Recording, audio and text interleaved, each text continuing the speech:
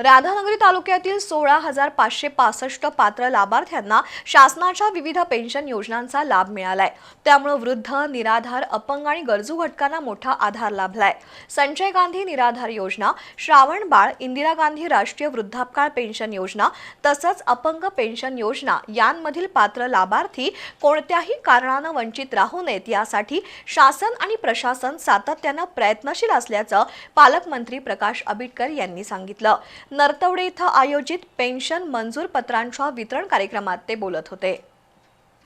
राधानगरी तालुक्यातील नरतवडे इथं संजय गांधी, श्रावण बाळ आणि इंदिरा गांधी योजनेतील लाभार्थ्यांना पालकमंत्री प्रकाश आंबेडकर यांच्या हस्ते पेन्शन मंजूर पत्रांचं वाटप करण्यात आलं।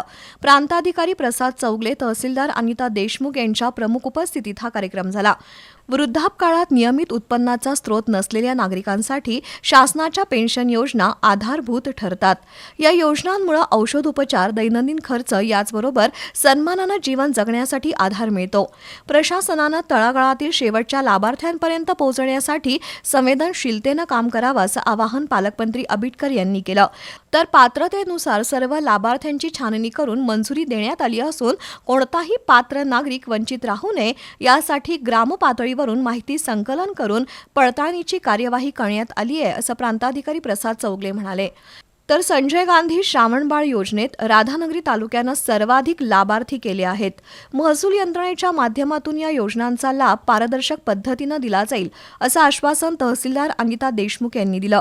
दरम्यान पत्र मिळाल्यानंतर अनेक लाभार्थ्यांनी समाधान व्यक्त करत शासनाचे आभार मानले। पेन्शन योजनांमुळे आपल्या कुटुंबावरचा आर्थिक ताण कमी झाल्याचंही त्यांनी सांगितलं।